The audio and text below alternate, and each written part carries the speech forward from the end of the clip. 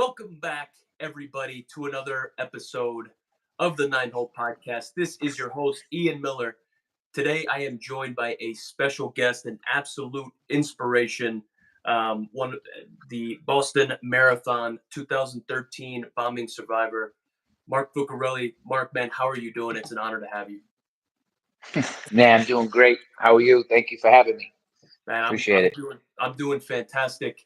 Obviously, your story and everything that you've been able to overcome, and just the trials and tribulations that you've had to, deal with, and just it's incredible, man. I'd love to just dive deep into it a little bit, man. I'm not going to press too much, but I'd love to talk to you about what you're doing now, how you're using your story to benefit other mobility impaired athletes, other mobility kids, adults, everybody kind of in that space, and what my audience can take from your story, what you're doing. Man, I'd love to get into it if you'd let me. Yeah, no, I'm pretty much an open book. I share all. Like you said, I got a lot of stuff happening.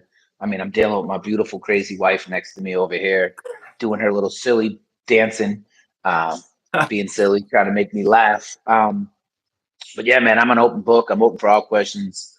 Um, love just that. just out here to try to help people and do right.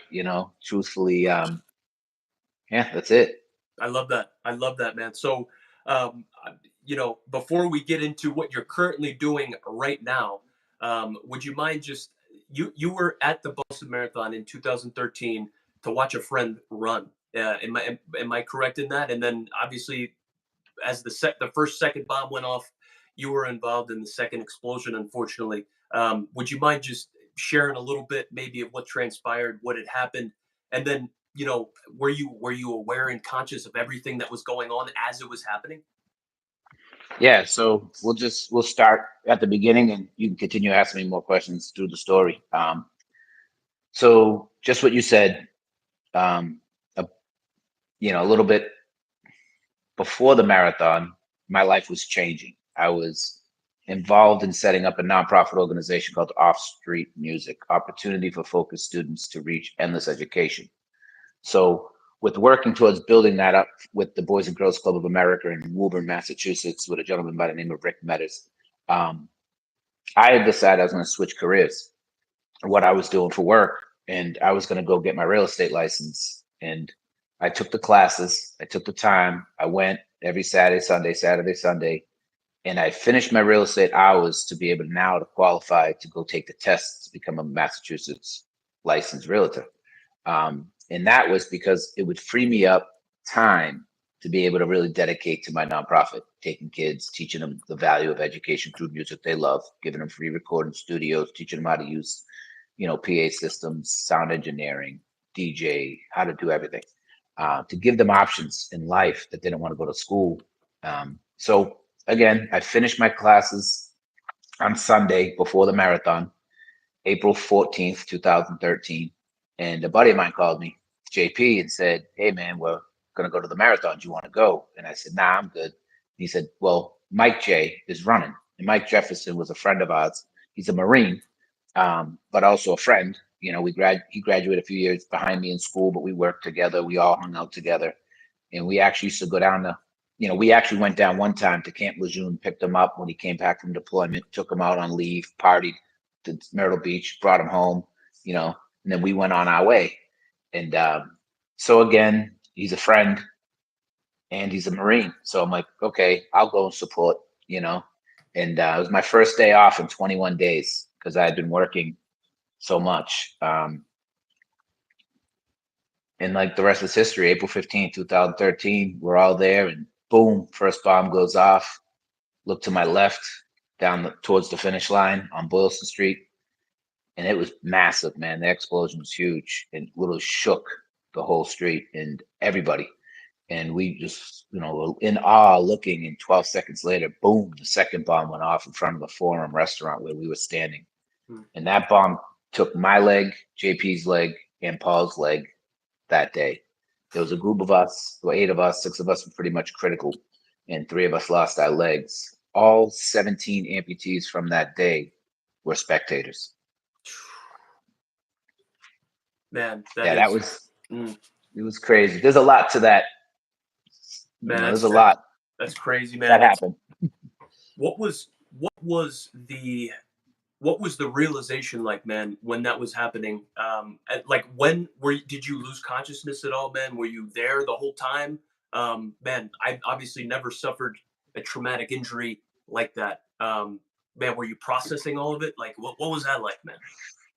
Yeah, it was crazy because I'm looking left, watching and seeing this huge cloud of smoke and debris. And the next thing you know, I'm on my back and I'm looking up and it's gray. My ears are ringing. I said, "Oh shit, they got me.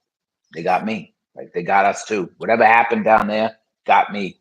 And I Yeah. was trying to get up and there was a police officer put me out on fire. Um, I was put out on fire 3 times by 3 different individuals. I watched the surveillance footage when the FBI was in my ICU trying to point me out, like who's this, who's that, why were you here? They're doing all this, um, and I got to see the video. I was in and out of consciousness Okay. throughout that pot, and one of the women that saved my life was Kayla Quinn. She was the off-duty nurse for Mass General. Her and her other friend that was a nurse, they were there just to watch the marathon, and they ran in to help. She actually stepped over me because at that point I was unconscious, and she went to go try to help this foreign exchange student, Lindsay Liu, um, and she couldn't get there, which says a lot. She couldn't get in because of so many people trying to help, Wow. right? Yeah, that's what I mean. It says a lot, right? Everybody's like, "Oh my God," but it's like the amazing people that helped. There was so many she couldn't get in to help. So she stepped back, and when she stepped back, I sat up and she was like, "Oh my God, he's alive." And she pushed me back down. She put the tourniquet on me. There was a firefighter who said he put a tourniquet on me, but then just jumped because he thought I was beyond gone. Um, and then yeah, they all talked to me. The firefighters had ran down from the fire station at the top of Boylston Street. They ran down carrying their equipment. They got me strapped on a backboard, and they moved me away from the area. And they were calling for an ambulance, and I could hear them, and they were talking to me like, "What's your name? Who you are?" I'm like, "I just want to see my boy. I just want to get home and see my son." I had a 5-year-old boy at the time.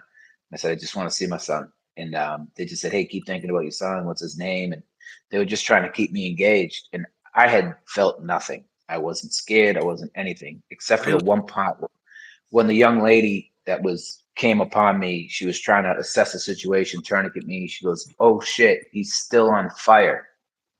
And I panicked. That's when I panicked. And she apologized for saying that. And she's screaming for scissors so she can cut what was left of my jeans. I have images and pictures, and my pants were blown off except for a pair of Daisy Dukes. So I rocked Daisy Dukes for a little while. Um, so she was screaming for scissors, and I knew I didn't want to wait. If my pants are on fire, I want those things off. So Yeah. I undid my belt and I actually burnt the skin off my hand. Now I have a skin graft where the belt was so hot, it literally burnt my crotch area, like the buckle and the zipper, like burnt my, lower half of my body. I'm 80% burnt on the lower half of my body. Um, so my right leg was amputated 100% through the knee, gone. So from the knee down was missing. I was just laid up, and they were calling for an ambulance, and they're saying, "Nope, nope, not sending." The guy's like, "Hold on, we got one. It's coming." The guy's screaming and yelling, "Stop, stop!" And they wouldn't stop. So he's like, "Why won't they stop?" And somebody goes, "They're full. They're full. Like Wow. they're full." And there was 265 people injured that day between the two bombs. So yeah, then finally a cop, Jimmy Davis, was like, "He ain't gonna make 16 minutes." Like I had a paddy wagon. I could take someone to the hospital. I got the police wagon, the paddy wagon. And they're Yeah. like, "How many can you take?" And he's like, "I could take two." And they're like, "Him and her." And all of a sudden I got picked up, and they picked up this woman by the name of Roseanne Sedoya. And they put us in the back of a paddy wagon. 2 firefighters jumped in, and they tried to stabilize us while they were driving. And I remember, never forget hitting my head, and the guy apologizing. "I'm so sorry. I'm so sorry." But I mean, it took 3 minutes to get through the city of Boston to get them and get us to Mass General. And then I remember the doors opening and just seeing the people standing at the loading dock. And then that Wow. was it. That was the last thing I remember. Man, that is incredible. You've always been, an athletic type person, right? Obviously, you're doing 5Ks, 10Ks, Spartan races, man, sled hockey, all this stuff. Man, how what was the recovery like? Obviously, that's a long, arduous process, man. What was that like in terms of obviously the physical grind, the mental grind, and just wondering, what's kind of going to happen to me? Yeah, it was. You know, the last thing I said I remember was the doors opening, and it's just the white light of people all right there. Um, then I wake up in ICU. Man, I'm in so much pain. They couldn't regulate the pain. They literally stopped me from breathing. Like I overdosed on pain medication, pretty much. Like couldn't like. So they ended up doing a spinal. They ended up doing a epidural Yeah. to Okay. numb my whole lower half of my body. And that's the only thing that saved me. I was bad. I was in surgery every other day. I made the New England Journal of Medicine 6-page article. From what I heard, um, it's I have actually the journal. I've never even looked at it. Never even read it. They sent me packages of these new like magazines that I'm in, and there's so many different doctors that perform so many different surgeries on me. I have shrapnel living throughout my body. I have shrapnel in my heart. It's lodged in my atrium, right atrium. Um, I have nails, BBs. It was wild, but it was my full recovery to where I actually was able to really do stuff and live my life was 3.5 years, Oh just under man. 3.5. Um, I did 45 days. I was also burnt, so they stripped the skin off my back to use it as skin grafts. That was a long, long, painful road of recovery for skin grafts. Very painful. That was 45 days at Mass General. I never should have been released. Then I went and did 55 days at Spalding Rehab with 3 wound vacs when I went there. Um, I had my right leg has been amputated, aka revised 5 times within that 3 years period because of infections and other things. My eardrums were blown out of my head. I had skin grafts. They cut your ear, they peel it back, they put a skin graft from your armpit and stretch it over you to create the eardrum. That was painful and nauseating. Like anytime you moved, you like your equilibrium was so screwed up. It's the worst thing.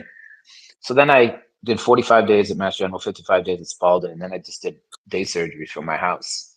Um, it was crazy. It was insane.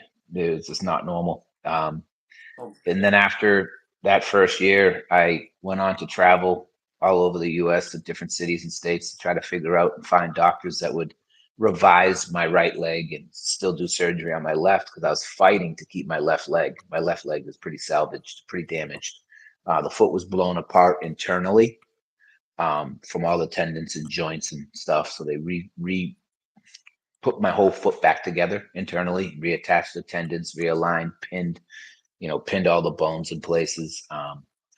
So that was a long, crazy road there. And because I had to keep my leg straight for so long, the left leg, then they had to break through the scar tissue and cartilage that had formed in my knee. So it was a long, crazy road, but it was the positivity and the support from complete strangers that got me through. Truthfully, the letters, the knitted hats, scarf, quilts, blankets, little gifts for my son, like Bruin stuff and Red Sox and Patriots, and all these different people that would just fundraising that had no idea, never met me, but just fundraised for me. So that really pushed and motivated me to get well and do better. And after, the first year in and out of from April, you know, to April, Massachusetts hospitals, then doing another year traveling to get doctors. Um, Doctors from Walter Reed fought for me to be there. I finally got there in 2015, of April of 2015. I got to Walter Reed to have my last final revision surgery. I had to sign a contract for a year to be there and to go through their process in wow. their physical therapy 5 days a week, their occupational therapy, their mental health. I had to go through everything that they said, and they built my private insurance company, right? So it was a Really? win-win for them. Yeah, and the doctors who weren't performing surgeries were able to keep their skills sharp by performing surgeries on my left leg, my right leg, and so I was so lucky. That changed my life. And that's where I became a beast through my physical therapist, Kelly, who unfortunately just passed away this year, giving birth to her baby boy, Oh man. and her boy. Yeah, it's hard. It was the worst thing ever. But she made me work, and I didn't want to, and she did. She made me work, and when I came home, I was definitely a different guy. I was got tied up into sports, and I'll let you keep asking. Who'll go on from there. Yeah, yeah. So you turned into a badass. You turned into a beast, man. You've since ran the Boston Marathon 3 times. Just absolutely crushing life. Just it's insane being able to overcome the obstacles, the the hand that life deals you, man. We talked about it a couple times off the air, where it's like nowadays athletes, they're coming up, they have any type of adversity and they crumble, man, for lack of a better word, right? They crumble, they're not able to overcome it. Any type of problem that is kind of in front of them or in between them and their goal or their dream, maybe it deters them from kind of getting through it, becoming the type of person that can achieve that goal, man. So I'd love to talk to you about that. But first, man, what are you doing now to impact, the mobility impaired community, man? I'd love to get into it. You're a businessman. You're a badass, off the sports fields, Yeah. multiple fields, man. What you got going on right now? So just to touch on what you just spoke about with the marathon, I hand cycled the Boston Marathon 3 times. I've done 8 full marathons. I've done New York twice, Boston 3 times, LA, the Marine Corps Marathon, and the Detroit Marathon, and I've done numerous halves. But what it is and what I learned, but you talk about these people, they fold. And I've done Spartan 5Ks with 20 obstacles and blah, blah, blah, blah, and almost died doing it. But it's not giving up, right? And it's one step at a time. And it's always that first step is the toughest, just to get out the door, just commit and do it. Um, but yeah, so anyways, that's just something we were talking about. And it's like, dude, I learned so much being faced with those difficult challenges and those marathons. I learned a lot about myself. Really shows as long as you keep pushing, you will succeed and you will meet your goal. Oh, And I apply that, what I learned through those races into my business, in my business life and what I'm doing. So what Marc Fucarile is doing is I was so blessed with so much generosity and kindness. Um, I started my own nonprofit organization now. We just launched this year, and it's the Remarkable Foundation. So I'm giving back to families with disabilities and individuals and organizations that face the challenges and their caretakers as well, and providing resources, information, financial support, and equipment. So we're just a little organization right now. We're just starting. Um, so I also started mentoring kids with missing limbs and limb differences shortly after I got out of Walter Reed. And I started volunteering for a ton of nonprofit organizations and started meeting a lot of different people facing a lot of different challenges with disabilities, from autism, Down syndrome, spinal cord injuries, MS, CP, amputations, limb difference. And just engaging with them and their families, I really learned that there are some challenges that people face. It's finding resources, finding information, finding new technology. And also early on in the people's recovery, it's you always feel alone, but in reality, you're not alone. There's millions of us. And but when this happens to you, out of like the 300 to 500 people today that will wake up missing a limb in the United States, on average, 300 to 500 people wake up missing a limb. They wow. feel alone. They feel alone. Like, and they don't know where to go and where to turn. So that's why I created the Mark Network, Mobility Awareness Resource Community. It's a free app for people with disabilities, their loved ones, as well as a community of physical occupational therapists, prosthetists, wheelchair providers, and anybody that services that community as caregivers to engage with one another and provide positive support. Because Mark Fucarile is only here because of the support I received. And that's just the truth. And that's what motivated and pushed me. So when you're struggling with something, that's another thing. In sports, in life, find support. It's it's so much easier to do it with a team and do it with support than it is to do it on your own. You don't have to. There's too many great people out there that are willing to support you. You just got to find your community, and that's what I did, man. I created the community. I created the Mark Network, and it's just a vessel to It's literally an advocacy platform. If you're an advocate for people with disabilities or an advocate for anything, like this is the look, I built the platform for you to go to and be an advocate, show people, inspire people, motivate people, and provide resources. Give people your information and give people your knowledge. Help them. Love it. Man, I absolutely love that. Just being able to inspire the next generation, just be that guiding light for anybody going through any type of, tough obstacles, any mobility impaired obstacles. It's absolutely incredible, man. That's awesome. Um, Man, throughout your whole journey, just with the stuff that you've overcome, the stuff that you've been able to give back and help, man, how important has mindset been throughout your whole journey? Being mentally strong, staying the course, man. How important is that in the life that you live today? Man, I'm gonna tell you, in my life, I got the mindset from my mother. I got a lot of great stuff from my father as well, but my mother, being a single mom, raising three kids, working three jobs at times, the strength that that woman showed, uh, really showed me like what I'm dealing with is nothing to compare to what that woman went through and what she did to make sure we had a roof over our head and food on our plate.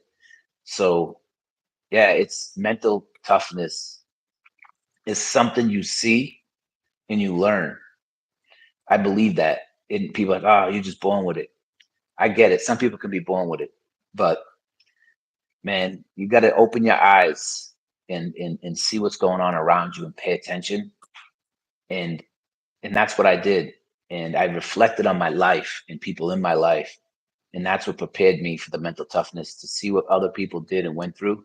And I relate that to my life, and I say, hey, am I really going through anything harder than they went through? No. So Mhm. it's pretty much suck it up, buttercup. Get out there and do it. And it's so easy. It's actually just as easy to get out there and do than to complain about it and not to do it, And then I don't know. That's just the mindset is 100%. I don't think there is no I can't. Literally, I know I Yeah. can do anything, and it's believing that, and it's believing it because I can reflect on my life and see where I've came and where I've been, and say, wow, if I could do that, I really truly can do anything. And it's it's a simple formula, and you just got to believe it. And it's just that word, I can't, or I don't want to. Like, Amazing. I don't know. It's all mindset, man. The mind is the most powerful thing. My body, I don't train, and I don't know if I told you, I've never trained for one marathon, not one, What? not one marathon. I've never trained. No, I just get out there, grab a bike. I was smoking cigarettes and drinking at the start of a race at 6 o'clock in the morning. And My it first you three were you marathons. finished and you were fine. Oh, banged them out 2 hours. Like I had guys that train. Like I beat guys that literally train on a daily basis. And it's, dude, it's just don't quit. You just can't quit. Don't stop. Life is filled with obstacles and roadblocks every day. Just today, just trying to get everything ready, get everything done today. And I'm trying to do all these meetings and your podcast and all this stuff. And my dog goes out, man, he jumps in the mud and he runs through the whole house. So I had to stop, give two dogs bath in the middle of all this day, trying to get all this stuff done. And I have to do the laundry, wash the bed sheets, wash the comforter, mop the floor. I mean, it's literally these obstacles happen every day. So I laugh at obstacles. I do. I get upset. I mean, I get frustrated, like anybody. But I look at it, I'm like, yeah, this is every day. God putting these little obstacles, testing you, testing your mental stability, your strength. Every day is a test. Every day. It's you just push through. And like I said, they don't stop coming, man. These little roadblocks, just go through them. It's I love easy. that. Oh, man, I love that. I love that. I love that. Again, we're here live. Marc Fucarile. Man, I am so grateful for your time. Just wanted to give a shout out to the sponsor of today's stream, the Leukemia and Lymphoma Society, the Cleveland Student Visionaries of the Year, which is a philanthropic leadership development program for high level high school students, man. They embark on a journey of professional growth. They learn professional skills such as entrepreneurship, marketing, and project management, all working to raise as much money as possible for the fight against blood cancer. It's a 7-week challenge. in 2020. This past year, 37 teams from local high schools in Northeast Ohio raised over $1 million to help find a cure against blood cancer. It's absolutely incredible. Shout out to the It's amazing. Leukemia Lymphoma Society, Cleveland Student Visionaries of the Year. Man, so Mark, obviously the mindset, your physical ability, man, it's just top tier. You're a beast, dude. You're a badass. Has there been any type of, maybe mindfulness practices or mindset practices, right? So you've obviously had your mental fortitude, man, you're strong. Has there been any type of practices that you've been able to employ that have allowed you to do that? Are you a meditator, man? Are you, somebody I that believe sits? Go I'm ahead. a Sorry. believer in faith. I'm a believer in faith in my God, in my Lord Jesus Christ, 100%. I mean, he's, he'll bear every burden that we have, every worry that we have, he'll take in our journey. And I believe that my path is written 100%. So I think everything that's coming to me is coming, no matter what I do or don't do. Um, so I'm just blessed. That's pretty much my main practice is my faith. And if Yeah. you have faith, uh, it'll really change your vision in life, especially when you start opening your eyes and really trying to see all the good that God does for you, and you start appreciating that. A lot of great things will come. So that's one. Um, Two is negative people. Get them out of your life. That's my practice. You want to be surrounded by positive people doing positive things. That's the only way you're going to be in the positive. So 100% my practice is, if you have something negative to say about what I'm doing or not do, or tell me I can't do something, I don't need you. Go away. And it's 100%. And you'll see how fast you succeed, how much you'll be accomplishing once you get rid of those negative thoughts in yourself and in other people. Get them away from you. And those are my two practices: negativity and negative people. I'm done. And faith. Those are my two things that I practice. Oh man, I love it. So obviously, like the Nine Hole podcast, I was a baseball player myself. We had connected before we got on the podcast. I debuted in Boston. I debuted in Fenway. Absolutely gorgeous. So obviously, I'm in the Nine Hole podcast. I'm trying to inspire and empower the next generation of nine hole hitters, whether that's any type of sport, whether that's baseball, basketball, right? Paralympians, whatever it is, right? I'm just trying to provide inspiration, man. Um, like it's incredible to be able to talk to you and get you on here, talk about your story. Baseball players are so wrapped around failure, where it's like, hey, if you fail 7 times out of 10, you get 3 hits in 10 at bats, you're a millionaire. But you're just surrounded by failure. That turns into negativity, that turns into self-doubt, that turns into maybe some limiting beliefs and stuff like that, man. So to be able to have you come on here and to be able to just absolutely overcome and crush the obstacles that have been dealt and thrown your way, man, it absolutely fires me up, man. If you were to give any type of inspiration, or any type of advice, I should say, any type of advice to the next generation of student athletes, young men, Yes. young women that want to have an impact like you, regardless of the obstacles that they're dealt, man. Man, what could you lead us off with here? I'll tell you right now what it is. I and nobody ever should focus on the past, what they can't control. We can't change it. You need to focus on your future and what you can control. That's 100%. My leg will never grow back. I could sit here and be miserable, upset, like, oh no, my leg. I wish it would just grow back. Oh, I can't walk up those stairs. I can't do this. I can't do that. And if that's what I focused on, I wouldn't be accomplishing anything. Um, so I choose just to let it go. I adapt to my situation. I put a prosthetic on. I use a wheelchair. I use crutches. I do what I got to do, and I don't even think about it, right? So my piece of advice would be, focus on your future, not your past, because you can't change it. And all you could do is change your decisions moving forward in what you do. So that's it. I mean, and that relates to anything, man. I mean, like you said, if you struck out 7 times, you can't change that. You already struck out. All you can do is your approach to bat on your eighth at bat. Yeah. and change it and do something, adapt, do something, and then and just keep swinging, and that's a huge thing in life too, man. I swing all day, and eventually I'm going to hit something, and that relates to business, that relates to baseball, hockey, shooting, scoring, basketball, anything. Just you have to keep going. Once you stop, it's over. But if you keep going, eventually you will reach your goal. Like you said, you're ninth. You're on the ninth hole. Like you're batting ninth, or you're bottom of the batting order, and you keep swinging. If you keep swinging, eventually you'll get to the top. Maybe, maybe not, but you just keep swinging, Amen. and it's one step at a time. Guess what? At 12 steps, you're at the top of the stairs. Yeah. You know what I mean? And it just takes one at a time. But yeah, that's my piece of advice, man, is don't focus on your past, because we all make stupid decisions, stupid mistakes, and things happen. Um, and that's physical, mental, decision making, right? Like, oh man, I hung out with this dude and I did this. I shouldn't have done that. Like we drank, you know. Okay, it's the past. Move on. Next time, don't hang out with that dude. Don't drink. You know what I mean? Like whatever it is, or I struck out. Oh well, I'm gonna get up and I'm gonna get the ball and I'm gonna hit it the next one. I'm gonna hit the next one. I love that. Man, I love that. That fires me up. Um, so we had talked about it, five Ks, 10Ks, Spartan races, man. You've been crushing the Boston Marathon. What do you have coming up?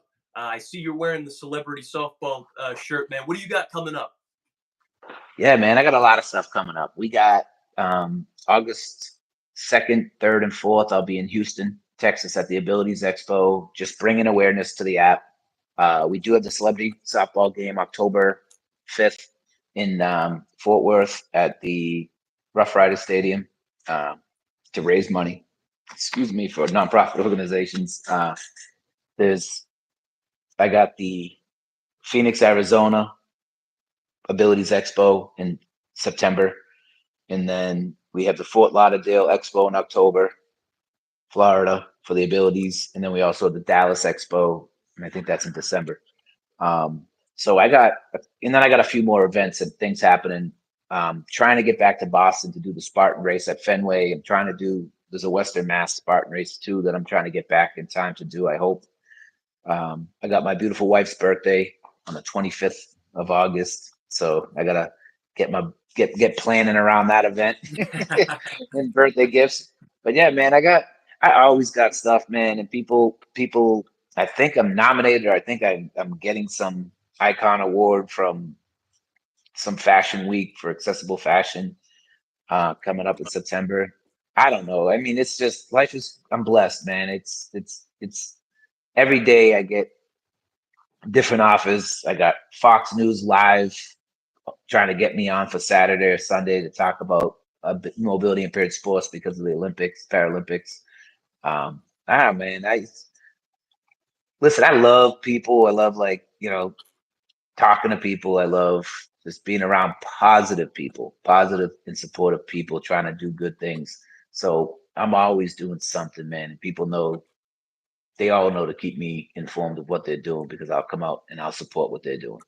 I love that, man. Staying busy and just impacting people in a positive way, man. That's awesome. I love it, Mark. Thank you so much for your time, man. Where can people find you? So it's my name, Marc, Marc, Fucarile.com. They can find the Marc Network, Marc, Mobility Awareness Resource Community Network in Apple and in Google stores. It's a free app. You can download it, create a profile. It's a positive and supportive community. So you're agreeing to it once you hit accept. So be positive, be supportive. If you don't see something there, if you don't like something, just scroll by. Um, so also the Remarkable Foundation, and that's spelled REMARCABLE Foundation.com is the nonprofit. Love that. Love that. Mark, thank you so much for your time, man. It's an honor to have you on. Obviously to talk to you Honor and, to be. just hear your story, man. So grateful for your time. Obviously to talk to my audience, shed some light on the adversities and your story and the stuff that you've overcome. Marc Fucarile, I'm so grateful, man. Thank you. Hey, thank you. All right, guys, Have a good take one. care. Thank you, everybody, for tuning in. We'll catch you guys here next time. Thank you, Mark. Thank you.